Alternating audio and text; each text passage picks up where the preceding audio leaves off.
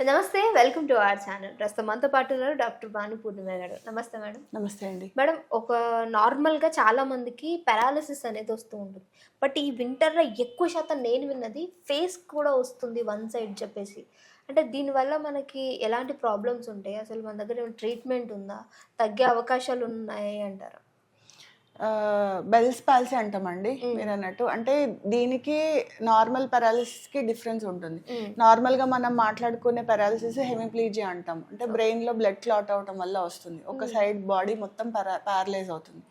ఈ స్పెసిఫిక్గా ఈ facial palsy or Bell's palsy అనేది ఫేస్లో మాత్రమే ఉంటుంది. వన్ సైడ్ ఆఫ్ ఫేస్లో ఈ పారాలిసిస్ అనేది చూస్తాము.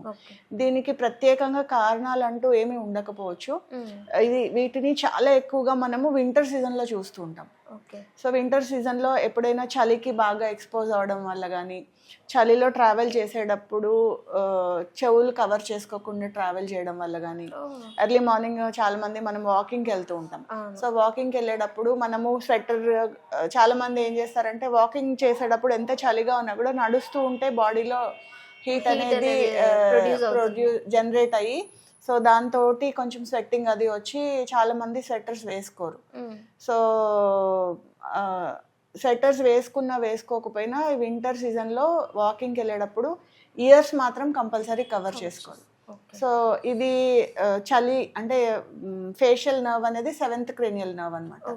సో దానికి అది మన ఇయర్ వెనకాల భాగం నుంచి అది ఇలా డివైడ్ అయ్యి ఫేస్కి సో నర్వ్ సప్లై ఇస్తుంది. సో ఆ నర్వ్, ఫేషియల్ నర్వ్ వల్లే మన ఫేస్లో ఎక్స్ప్రెషన్స్ అన్నీ వస్తాయి. సో ఎప్పుడైతే ఆ ఫేషియల్ నర్వ్ అనేది ఇన్ఫెక్షన్కి గురవటం కానీ లేకపోతే ఇరిటేట్ అవ్వటం కానీ జరిగినప్పుడు ఈ ఫేషియల్ పాల్సీ వచ్చే అవకాశం ఉంటుంది. తర్వాత కొన్ని రకాల ఇయర్ ఇన్ఫెక్షన్స్.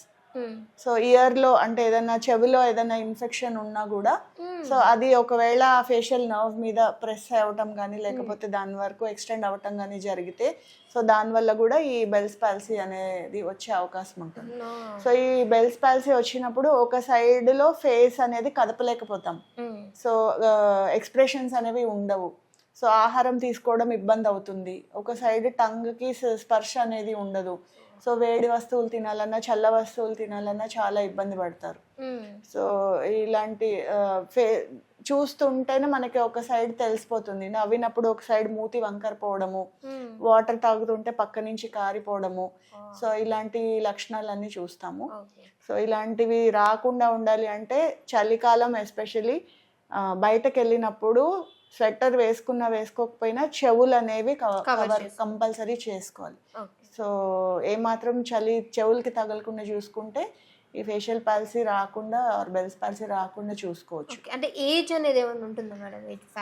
ఏజ్ ఫ్యాక్టర్తో సంబంధం లేదండి, ఎవరికైనా రావచ్చు. సడన్గా ఒక్కొక్కసారి రాత్రి పడుకునేటప్పుడు బాగానే ఉంటారు, నిద్ర లేచి అద్దంలో చూసుకుంటే ఒక సైడ్ ఫేస్ అంతా నంబ్ అయిపోయి కనిపిస్తూ ఉంటుంది. సో అలాంటి వాళ్ళు కూడా మా దగ్గరికి చాలా వస్తూ ఉంటారు. దీని ట్రీట్మెంట్ అయితే ఏ విధంగా ఉంటుంది? ట్రీట్మెంట్ అయితే ఉంటుందండి. సో మీరేమి నిరాశ పడాల్సిన అవసరం లేదు. ఫిజియోథెరపీలో ఖచ్చితంగా దీనికి ట్రీట్మెంట్ అనేది ఉంటుంది. ఫేషియల్ స్టిమ్యులేషన్ అనేది చేస్తాము. సో ఇదేంటంటే నర్వ్ సప్లై, మనం ఇందాక మాట్లాడుకున్నాం కదా, సో ఒక్కొక్క మజిల్ని ఐడెంటిఫై చేసి ఆ మజిల్కి స్పెసిఫిక్గా మజిల్ని స్టిమ్యులేట్ చేస్తూ సో ఆ ఎక్స్ప్రెషన్ని ప్రాక్టీస్ చేపిస్తూ ఉంటాం, అంటే ఆపోజిట్ సైడ్. సో ఆ ఫిజియోథెరపీ ట్రీట్మెంట్ తోటి ఖచ్చితంగా నయం అవుతుంది. అండ్ తర్వాత ఎక్సర్సైజెస్ అనేవి చెప్తాం.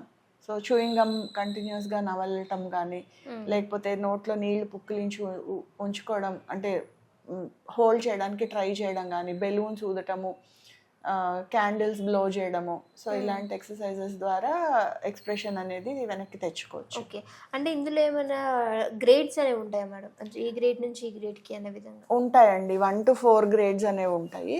So first grade or second గ్రేడ్లో ఉన్నప్పుడు స్టిమ్యులేషన్ అవసరం అనేది పడదు.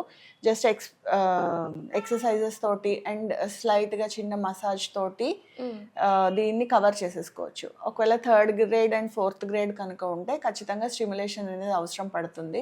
సో స్టిమ్యులేషన్తో పాటు మనం ఎక్సర్సైజ్ అనేది ఇస్తే తొందరగా రికవర్ అయ్యే ఛాన్సెస్ ఉంటాయి. ఒక్కొక్కసారి ట్యూమర్స్ ఉంటాయి, ట్యూమర్స్ వల్ల కూడా ఈ ఫేషియల్ పారాలిసిస్ అనేది వచ్చే ఛాన్స్ ఉంటుంది.